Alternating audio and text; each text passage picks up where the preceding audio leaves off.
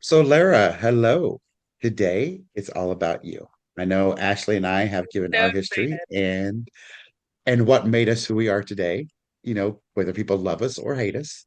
And we would like to hear, what is Lara's story? Sure, I have a bit of both. Um, okay. So I feel like nobody's ever actually really asked me my story. Everyone just kind of like moved along, like it was just like business as usual. So I'm like, where do I really start? Um, all right. So I guess when I was young, it kind of happened differently. Like I hear all these stories about these big moments from when you're young, but for me, it was not like that.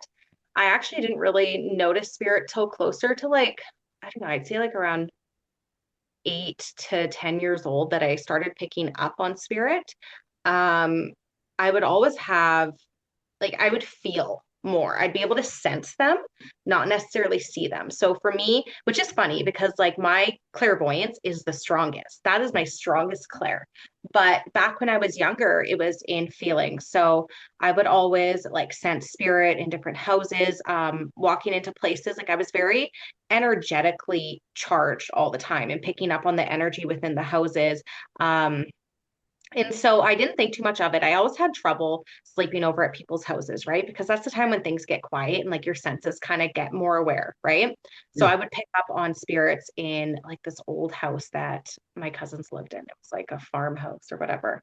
And I hated sleeping over there. Like I always want to go home. So I would always feel energy in there and it was quite dense. But I never really thought too much of it until I started getting older. And it was actually more towards my teen years that I started really picking up on this. And I had lived in a townhouse, okay? And in this townhouse, every time I would go to sleep at night, I had lived with my parents. Every time would go to sleep at night, I would feel somebody standing there. Like, and the energy was not like subtle. It was so strong. And I would just like, I must have been like 17 years old and the energy was so intense and I would like sit there like blankets up to my face, like just kind of frozen and paralyzed in this state. And I was like, didn't know what to do. Every time I'd go like wash my face, I'd feel somebody standing there looking at me. And I was like, oh, like what's going on? But the funny thing is I was always very intrigued by mediumship and psychic work. It was like I couldn't get enough of it. I was like wanted to learn more. I was always looking at my aura, just all these things. And I always kind of felt like the outcast because I always wanted to talk about it. And I couldn't find my people. I Yeah. couldn't find the people that resonated with me that I could talk enough about it to. So I kind of went through those years and then I started I remember one time when me and my husband started dating, he had lived in this house with some of his friends and they had came home one day and I was there alone. In this house, they like throw parties and all this stuff. So like they had like a lot of energy in there, right? And I was there alone and like shit was moving. Shit was moving in this house and like doors opening. I could hear like walking around and okay, we get like the haunted house kind of stories, but like then add a medium into that, right? Yeah. So then you're like, I literally sat outside in the driveway and I was like, I can't go in there. Like I could not be in that house alone. I was able to be in it with other people because that energy coming in when you're surrounded by people, you can kind of dismiss it. But when I was alone was when it would peak for me. So as time went on, it started happening more and more into every place that I would move into until I got to a point a few summers ago where I had went to an Airbnb and I was having troubles sleeping for months before this. I could not get a full night's sleep. Obviously, my dreams were very chaotic. But one of the key things that I didn't realize was I'd see faces in my mind's eye, like just like a Rolodex of faces and I could never make sense of it. And it really peaked after the Airbnb, right? Because so many people had stayed at this place and I was so energetically open that I was picking up on all of this. So as then I had ended up searching somebody and they had given me a bit of an assessment, kind of taught me how to ground and clear my energy, which helped tremendously in going forward. And then, like, I swear, everything just kind of happened very quick. Once I started recognizing what was happening, that like I dismissed it for so many years as like I was paranoid, anxious, whatever. I'd go out places, I wasn't able to breathe properly, being in a crowd, like I'd lose my breath, I'd get like vertigo, all these things. And it's like, what's wrong with me? And really what was happening was I was picking up on spirit, and I wasn't able to tell that that was the physical sensations that were coming for me, right? I'd go into parties. I could not, like, it just didn't sit right with me. Nothing sat right with me. And I felt like the weird one. So, anyways, as time went on, I just developed really quickly. I feel like Ashley and I kind of started out around the same time, or at least I thought we started out at the same time. We did. But We um, did. yeah, it's been nice to kind of have somebody to talk to about that stuff. And when I started stepping into my authenticity, I noticed like how connected I really was to spirit this whole entire time, right? It was just basically learning the language and just kind of integrating that in who I am. And I feel like such a different person from when, like, who I was years ago to where I am now, you know? Yeah. I guess that's You a know, bit of you my, mentioned something about being fascinated with mediumship and psychic, from yeah. what exposure did you have to mediums and psychics? Was it just on Actually, TV or otherwise? no, my stepmom, her sister is a medium. Oh, And yeah, so I would go like work with her like when I was like a teenager doing some jobs, and I would always like talk her ear off about it. I wanted to know everything. I'm sure if she were to listen to this, she'd be like, yeah, she literally asked me a million questions. I was so intrigued by it. And I had gotten a couple readings done by her. And for me at that point, I didn't have a lot of people in spirit, but I could not get enough of it. I just wanted to know everything. So right, that kind of opened up the door. So when I actually was going through my spiritual awakening moment, my first call was actually to my stepmother, and she's like, "Oh, like this is what you need to do. You need to ground." Um, you know, I almost felt depressed at this time because it was like there was so much energy build up. I didn't know how to like coast through it, but after that, I started to, get better. well, that's I I think it's cool that you had a family member that you could Yeah. look up to do that because I mean now that I look back at it, I think I had at least one that was connected, but it Mhm. was not anything that we would kind of talk about it, but not serious, right? It was always she would treat it like people thought she was crazy, which we did, but not for that reason. So I'm really glad you have somebody that you were able to be able to, I guess, kind of like be a mentee towards, right? In a type of way. Would you kind of consider her your first mentor in a way, or Actually, no. I mean, she did talk to me a lot about it, but at this point, like, I don't know, there's a lot of the space between us, but she did obviously open up that door for me exploring it. I feel like spirit knew kind of that I needed this person at some point in my life to help me open it up, right? I right? believe everybody's placed in your path for a reason. You're going to learn something from them. They're going to teach you to go where you need to go, one way or another. So I think that's kind of how that all was meant to come about. Actually, do you have any questions? Back to actually what you said about being a child, because I actually didn't see spirit objectively. I saw it as more of a distortion, but I always knew and I could feel them. So I feel like for a lot of people, that's probably very common because I Yeah, feel like spirit does that because they don't want to startle you. So they that's come in, they make their presence known, but they don't want it to be super overwhelming because I was also young when I first started experiencing these types of things, but mine was more so the same as yours, feeling and knowing. And then as I got older, the clairvoyancy started to kick in the last couple of years significantly, but I would always see either orbs or distortions. Did you ever see orbs growing up? not so much orbs, but what I will say is that I did like I know I said that I had a lot of experiences of just feeling, but I did see spirit, and it was actually the only time that I've really seen spirit like right in front of me. And the way that this person appeared was like at the end of the bed, sitting near my husband. And I had woken up at like 2 or 3 in the morning, and he was sick, and he had said, like, I wish this person was here. And I had woken up and seen this person sitting at his feet. right? And he was super sick this night, like burning up on a fever. And I like the weird thing was I wasn't startled. I looked and I just like I stared right at them and I blinked a couple times and like continued looking at them and I'm like, they didn't go away. And they were transparent, but I could still make out every feature of them.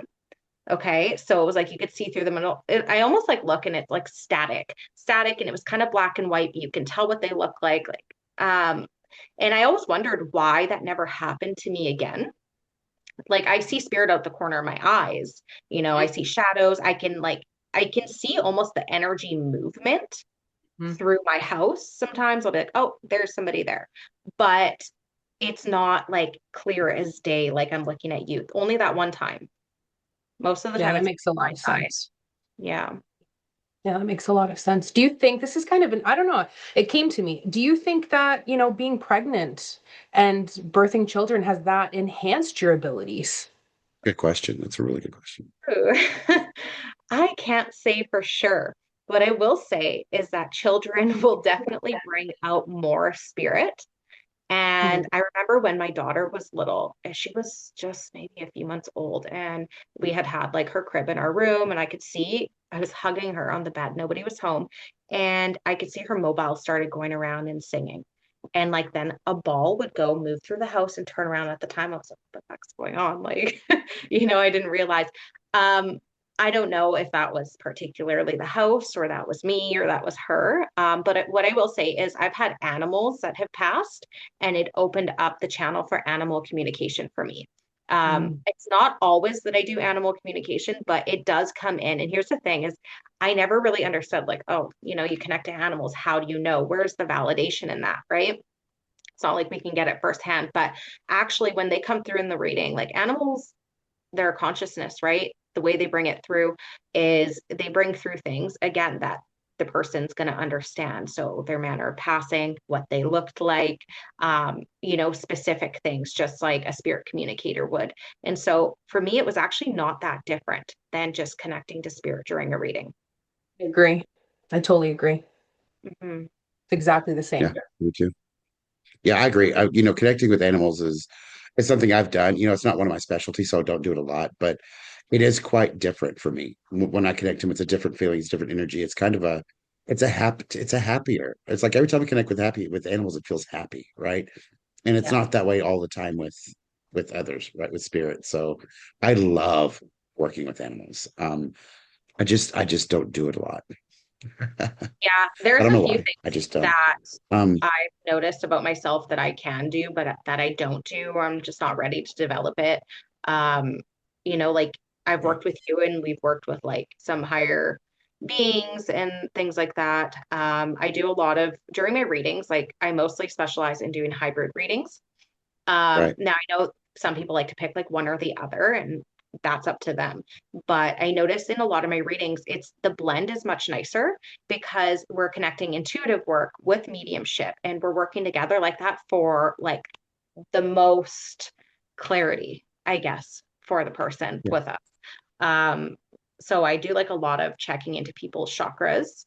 Now, I don't know, it just comes to me and I just give it as I get it. And that's pretty much the system. I don't overthink that too much these days. I used to. Now I'm like, okay, it is what it is. This is what needs to come through, and that's how we do it, right? Yeah, that's cool. That's really good. Mhm. Um, Ashley, do you have any questions? You It go looked ahead, like you were about Robbie. to ask something. Okay. Well, I guess one of my questions would be, kind of answered one that I had was, what are your services like?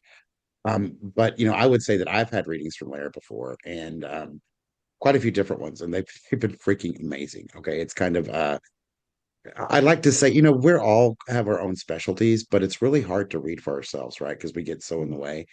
And I've had both of you read from me before that were just fantastic. And I guess the question I have for you next, Lara, is because I know your reading style, but which do you prefer? Do you like reading for people or do you like teaching and mentoring? Or is it kind of like the same? I don't really do a whole lot of mentoring right now. I have so many things going on that I think my favorite is to just give mediumship hybrid readings, like um I guess what I do often though is I find I give a lot of spiritual assessments. So my Okay. readings kind of float in a way of helping people open up their spiritual gifts. Now, I wouldn't necessarily classify that as mentoring. That's more so just helping people become aware of what abilities and how spirit has been connecting with them, and maybe some of those next steps to take. And that's something that's just blended in naturally. It's not something that I've kind of forced. It comes to me. But in terms of like mentoring, it's not something I really offer too much at this point. Spiritual assessment thing's really cool because I do that as well, but most of the time it's not offered as a separate service. It's just something that may come through while I'm channeling. I'm sure that's what happens Yeah, with you exactly. as well. Yeah, it just happens that way. Um, so what other crap? I had it and I lost it. Okay.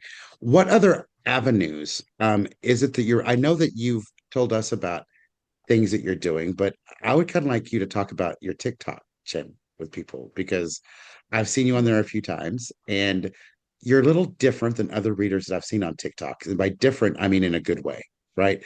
Because I can see readers What's on there and I'm like, different?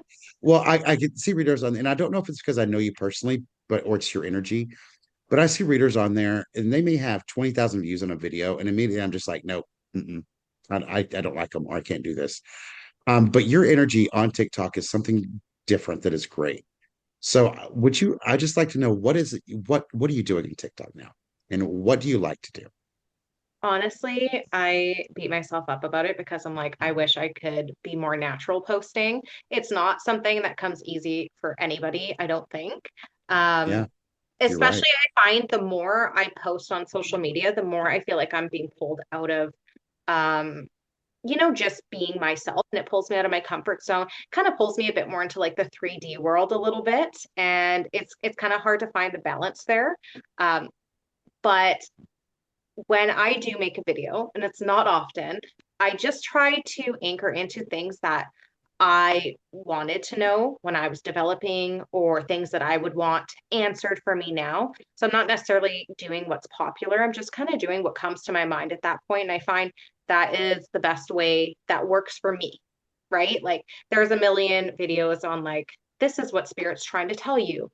And there's so many TikTok videos, Instagram videos of the same things from different perspectives, and that's wonderful. People love that, right? But for me, that's just not something I feel is relevant that I need to share at this point.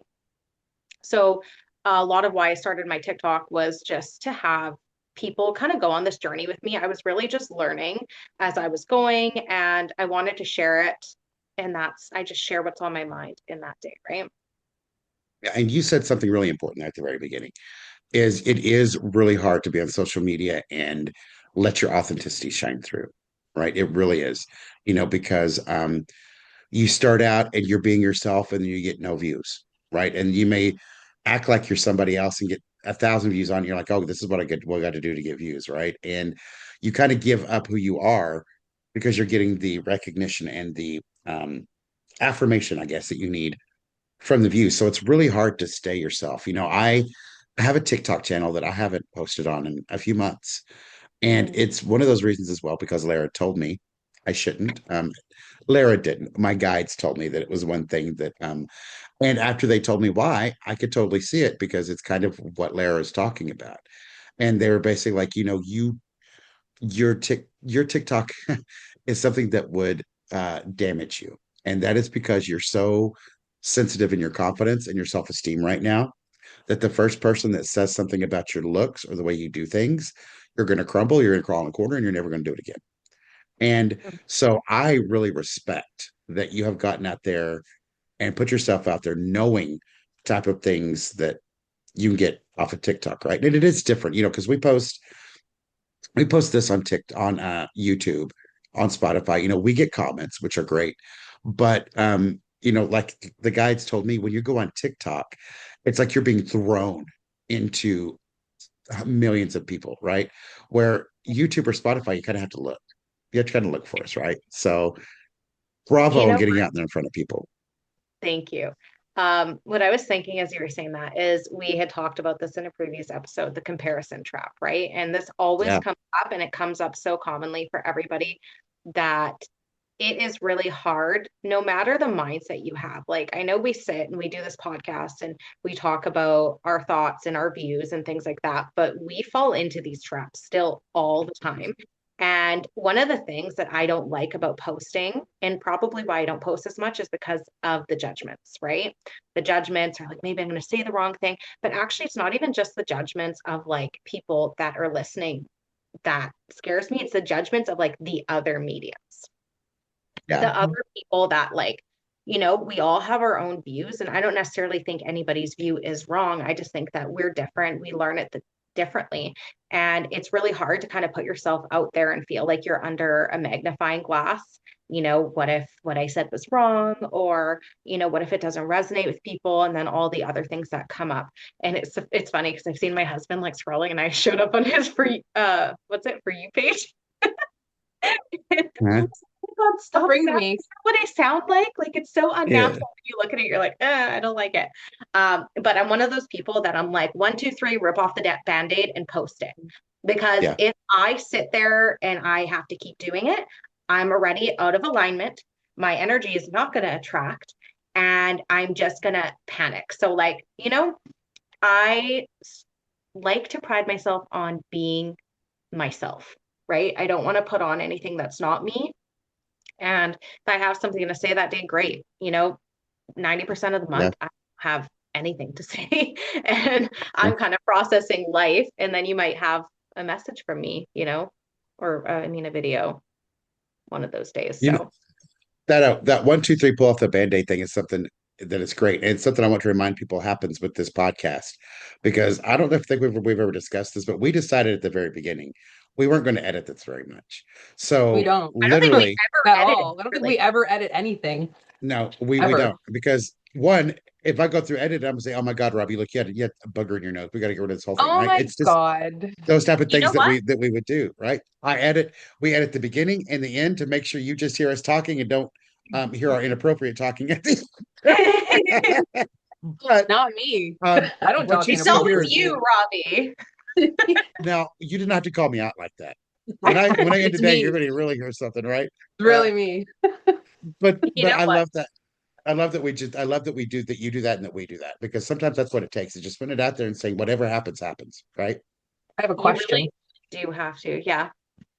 Two things. What you just said there, I saw this last night. Sean Connolly. I don't know if you guys know who he is. I think he's Yes. Australian. And I love this because he made this post and he goes out and he does platform in front of hundreds, thousands of people. And he said, he came out and he made this post or it was a reel. And he said, before readings, like there's times where I think I'm not good enough. I get on the plane and I think, what am I doing? It'd be better if the plane just went down. And I thought, this is someone who is at that level that I strive to one day be at. And they have these, I just got chills. They have these, thoughts exactly the way that I do, where I, doubt myself so much. And he's at this extraordinary level. And it's so real, it's so human, it's so authentic. And I know I've said this before with other people, they put on this facade that, they don't have these same insecurities. Maybe some don't. I can't speak for them. But I just know from my own perspective to see someone who's at that level of success come out and say, you know what, I have these same thoughts. It's okay. I still go out there and I do the best job that I can. And I saw that last night and it melted my heart because I was like, this is why we do what we do. And there's other people that have those exact same thoughts. And it's so real and it's so, motivating to see that. And I wanted to ask you, Lara, because we have a different dynamic. I don't have children, I'm not married, but you have kids and you're married. How does your husband support you in your mediumship endeavors? You know, he can be very supportive, but like he roots for me. He wants me to be happy. He lets me do my thing. Um, and he never like calls me on it. It's like, hey, what you're doing is dumb or anything. Like he's never been like that. But it's definitely still a bit of like an odd topic sometimes. It's for him, he's just not somebody that's he's not against it. He's open to it. He didn't grow up with a religion or anything, but I think it makes him uncomfortable at times that I do this. And I mean, I'd be lying if I said like it didn't cause a couple of fights because for me, I'm like, I almost feel like, I don't know, where's the words for this, Lara? Come on. If he's laughing at me or if he's judging me on it because we don't talk about it too much, but every time that he does, he's like, I know this is your path. This is what makes you happy. This is what you're meant to do. So I support you in that. Do I think sometimes he'd rather me be busy with like a regular 9 to 5 job? Maybe, maybe, but that's just not me. And I think he's recognized that and he is happy that like I put myself out there. He's somebody that's very private. He doesn't share a lot. And I think that I'm so vocal. I'm always out there explaining my story to people. And I think that that makes things different. One of the things that I hoped when I started this was that I would help inspire people to be themselves and to step into their power, right? Like we are all so unique in our own ways. We all come with something that is valuable. And I wish more people wanted to be their truest self and share that on the internet instead of like 1,000 copycat versions of one another, right? Oh, Because if I can do anything, I love giving mediumship readings, but it would be to inspire people to do whatever it is that makes them happy. Like if, I've talked about this so many times. I don't know if it's like a life coaching session necessarily that I'm trying to do here, but it is something that I'm very passionate about is like being your truest self, right? So for me, that is, a mom, a wife, a medium, somebody who loves to sing, somebody who likes to post to social media, somebody who wants to put their hair up in a fucking bun and then come home and then put on earrings and lipstick and have her hair up. Like, I have two identities here. oh, I get you. I Yeah. get you. Yeah. Love That's that really preacher cool though girl. that because it sounds like that even though your husband may not have all the belief in what you're doing, at least he's like, go for it. I think This it is you and scares that. him. It's not that he doesn't believe it. I think it's he Mm. It believes it would. too much. He's like, like it creeps him out. But you know Yeah. what he does do to support me? I want to do the weirdest shit. And, date day, I was like, let's go to this historic house. So You would do that. You would. he Hey, went. you're scared of ghosts? Let's go to this historic house. Okay, babe, let's do this. So he came and we went to this house that was built in like the 1800s, like fully intact, the exact same way. And, I was kind of pissed off because there was like a bunch of people like tourists there. And I was like, fuck, like I wanted this house to myself to feel the energy. And these people are kind of messing up my vibe here. He's going around with the tour guide, he's listening, and I'm like standing in rooms by myself, just trying to feel into the energy. And like, he's kind of let me do my thing. And when he went to Las Vegas, and this was a story I think I told you guys, and he ended up staying a night in a haunted hotel. Okay, he was with his friends. He stayed in a haunted hotel. When he got home that night, he brought home a haunted, like, kind of spirit with him. And I was like, Attachment. yeah, I woke up the next morning. I was like, hey, so about that, you brought home, and I described this person. And him and I searched, and it turns out that hotel that he had stayed at had burned down back in like a long time ago in Vegas. And one of the names, this is actually a creepy freaking story. I might have even mentioned it before. He had brought like one of those, what is it, TY kind of stuffed animals for the kids. Yeah, Oh yeah. yeah, And yeah. one of the names was Ethel. Like, what an Hmm. uncommon name, It's an right? old name, yeah. An old uncommon name. When we looked at the burn victims, one of their names was Ethel. And then this guy that I had seen, and like he was in my dream, and he was so prevalent around me. And I was like, yeah, we need to clear this. We need to clear you because this just isn't working for me. Yeah. So yeah, there's some things that have creeped him out for sure. But Yeah, he that would have loves you creeped me the hell out too. and he's Yeah, thank God he supportive. loves you, right? Huh? I He'd said, be thank God he gone. loves you, right? Yeah. He'd Yeah. been gone a long time ago. I don't know how it'd work He if I loves had to you. date these days, so I'm pretty lucky I don't have to date. Oh, Thank we're not God, even gonna right? go there. That's a whole nother Like, hi, my episode. name's Lara. I can see your grandmother's with you. Like, no. Yes. Yeah. Yeah. That's funny. That's why dating is so hard for us, right, Ashley? I have no comment. I'm just gonna Yeah, I leave don't that one either. alone tonight. Except I am for that, because leaving that alone. All right then. Lara, can you tell people how they can contact you, how they can schedule a session with you? Um, well, you can find me on TikTok, Instagram, or Facebook as Medium Lara, or you can even Google me that way. My booking link is linked, I think, on all three of those, so you'll be able to book with me that way. Um, yeah, that's about it. But I do want to reiterate again that Lara is an amazing medium and psychic. She gives information that for You, me I really needed when I needed it. Mhm. So I would highly suggest anyone to book a reading with her that is looking for clarity in their life. thank And you so much. you're welcome. Ashley, do you have anything to add? I just want to say thank you to all the viewers and thank you for holding space with me today. I love you guys. You guys are awesome. I couldn't have done this without you. You know, you're a part of my journey and I appreciate you so much. So, Same. All Okay, right. that was fun Well, for I think listening. we're done. yeah. Um, Okay. yeah, and again, we will not edit that out. All right. We're keeping it all. Bye. Okay, Bye. bye.